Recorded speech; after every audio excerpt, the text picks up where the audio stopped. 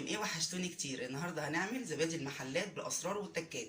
عايزين تعرفوا عملناه ازاي بالحركات والتكات من مطبخ ام احلى البنات؟ خليكم معايا لاخر الفيديو عشان تعرفوا وصفتنا عملناها ازاي. ازيكم يا حبايب قلبي؟ عاملين ايه؟ وحشتوني كتير. كل سنه وانتم طيبين. رمضان طبعا وروايحه هل علينا. احنا طبعا لازم نعمل روتينيات عشان خاطر رمضان.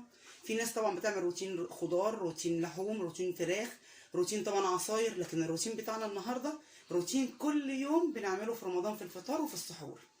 الروتين النهارده روتين سحوري. طبعا بنختم السحور بتاعنا بكوبايه الزبادي المتينه. النهارده هنعمل طريقه الزبادي بتاع المحلات والمصانع والمطاعم زي المحلات بالظبط. هنعمله ازاي؟ زي ما احنا شايفين. المقادير بتاعتي: معلقه سكر، معلقه لبن بودره كبيره، وهنا 4 معالق كبار زبادي، او كوبايتين زبادي او كوبايه كبيره زبادي، المهم يكونوا 4 معالق كبار. وكيلو اللبن بتاعي ده انا غليته اهو زي ما احنا شايفين. وهاخد القشطه بتاعته دي بسم الله عشان خاطر اربها، ده غليان من امبارح. وهاخد القشطه دي عشان الزبادي بتاعي يبقى جميل. انا مش عايزه افصل القشطه بتاعتي. هحطه بقى على النار عشان خاطر ندفيه. انا كده مولعه النار اهو، تعالوا معايا. النار اهي عشان خاطر ادفيه يبقى زي دمعه العين زي ما احنا عارفين. هنعمله طبعا التخمير بتاعه زي الطريقه التقليديه اللي احنا عارفينها. هنسخن الفرن بتاعنا، بس هقول ملحوظه بقى: ما يبقاش سخن قوي ولا بارد قوي. ده الفرن. اللبن بتاعي نفس ملحوظه الفرن، ما يكونش سخن قوي ولا بارد قوي. ليه؟ عشان ما يوقفليش الخميره. ده بيخلي الخميره بتاعت الزبادي تبوظ، يفصل مني ويبقى زي الميه وما بيبقاش متماسك. زي ما هيستوي كده معانا وهنخمره ونشوف هيبقى يطلع ايه. انا دلوقتي هدفي اللبن واخليه زي دمعه العين ونشوف هنعمل ايه في مقاديرنا. دلوقتي حطيت اللبن بتاعي على النار عشان يدفى زي ما احنا قلنا. وهمسك اللبن الزبادي بتاعي والقشطه اللي انا اخدتها، هبتدي ان انا اربها كده بالراحه عشان خاطر كل ما ارب الزبادي مع اللبن او مع القشطه اللي انا حطاها، بصوا بتبقى عامله ازاي؟ زي الكريمه. انا عايزاها زي الكريمه. انا همسكها بايدي عشان خاطر اتحكم في الطبق او البوله بتاعتي. بصوا جميله جدا. افضل اعملها كده اكني برب بيض. شايفين؟ الرب ده هو اللي بيخلي لي الزبادي بتاعي يبقى كريمي، وفي نفس الوقت يطلع جميل ومتماسك وعامل طبقه حلوه جدا من القشطه. هتحطي ايه عليه تاني؟ هحط المعلقه دي لبن بودره. ممكن تستغني عنها مفيش مشكله، بس انا بحطها عشان اعزز الطعم وعشان الزبادي بتاعي بيفرق فعلا عن بره وعن اي مكان تاني. بجد بيبقى حلو قوي. عايزه تستغني عنها مفيش مشكله خالص، استغني. انا مش هكتفي طبعا باللي انا بعمله ده، لا انا بربه يدوي. وبعد كده اما اللبن بتاعي يدفى ويبقى هو دمعه العين زي ما احنا قلنا، هبتدي ان انا احطه في الخلاط واربه تاني. كل ما تربي الزبادي مع القشطه مع اللبن البودره بجد بيديكي نتيجه فوق الخيال.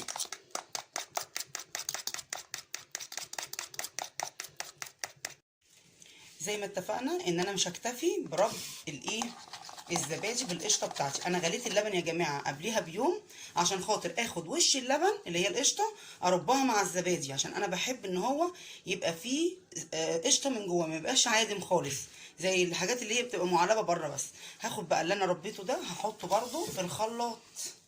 بسم الله. هنزله في الخلاط. ما اكتفيش بالرب اللي انا ربيته. عايزه تكتفي بالرب اللي انت ربيتيه يدوي ده مفيش مشكله خالص. بتحطي بعد كده بعد ما بتربيه بتحطيه على اللبن وتفضلي تقلبي لمده 10 دقايق. انا بقى بكتفي بايه؟ بان انا ما بربوش بس بضربه كمان في الخلاط، واحط كمان حبه لبن من اللي انا دفيته. وبعدين هقول لكم حالا. واحط كمان معلقه السكر بتاعتي. ده بيخليه جميل قوي وبيبقى زي طعمه مسكر كمان، ما بيبقاش اللي هو عادم خالص. هبتدي ان انا اشغل الخلاط بتاعي زي ما احنا شايفين. مش هحط الكميه كلها. انا اخدت بتاع كوبايه لبن، اخدت كوبايه لبن مع 4 معالق كوبايه زبادي، 4 معالق كبار زبادي، يا اما كوبايه زبادي كبيره ووش اللبن ومعلقه السكر ومعلقه اللبن البودره. هبتدي دلوقتي ان انا اديله ضربه بالخلاط اللي هو اربه تاني. بسم الله. انا خلاص ربيته زي ما احنا اتفقنا. هركن الخلاط بتاعي وهوريكم انا عملته ليه في الخلاط. هنطلع كده مع بعض. شايفين انتوا الفوم اللي فوق ده؟ شفتوا الفوم اللي احنا عملناه ده؟ الرغاوي اللي احنا شايفينها او الفوم اللي احنا شايفينه، هو ده رب اللبن بتاعي بربه كويس قوي يدوي وبربه في الخلاط عشان اما اجي اعمله في كوبايات الزبادي بتاعتي يبقى معمول. انا دلوقتي هعمل ايه؟ هحط على الغلايه، هبتدي ايه انزل كده مره كمان بسم الله الاول في الاخر، وبعدين احط تاني كده في الشفشق بتاع الخلاط بتاعي، وكده خلاص انا الزبادي بتاعي بقى تمام ومية مية. بسم الله ما شاء الله، اللهم صل على النبي، كده زي الفل. هبتدي اجيب الكوبايات بتاعتي. انا طبعا بصوا كوباياتي مختلفه، يعني ايه بنقي الكوبايات الحلوه، هي مش صغيره، هي كبيره، بس انتوا شايفينها كده ممكن تكون صغيره. هبتدي بسم الله انزل بالراحه كوبايه كوبايه املاها واطلع لفوق كده عشان اعمل فوم تاني، اكني بصب عرق سوس. عارفين ازاي كده اهو؟ سوري، كل ده هيتظبط. انا صبيت الكوبايات بتاعتي كيلو اللبن مع 4 معالق كوبايه او 4 معالق كبار زبادي مع معلقه لبن بودره، وده اختياري زي ما قلت لكم، معلقه سكر. عملت معايا الكميه دي كلها. طبعا انا مسخنه ميه في الكاتل او في البراد، وميه سخنه ما تكونش درجه الغليان، ولو كانت درجه الغليان مفيش مشكله برده. هبتدي ان انا اصبها في الصينيه عشان اعمل لها حمام ميه وتوصل لنص الكوبايه الميه بتاعتي. بسم الله، انا دلوقتي بصب الميه اهو في الصينيه، ومولعه الفرن بتاعي برده زي ما قلنا، لا سخن قوي ولا بارد قوي، بيبقى زي ده ما ترين زي اللبن بالظبط، عشان خاطر ما يبقاش يفصل لي الزبادي بتاعي ويبقى واقف لي الخمر بتاعه.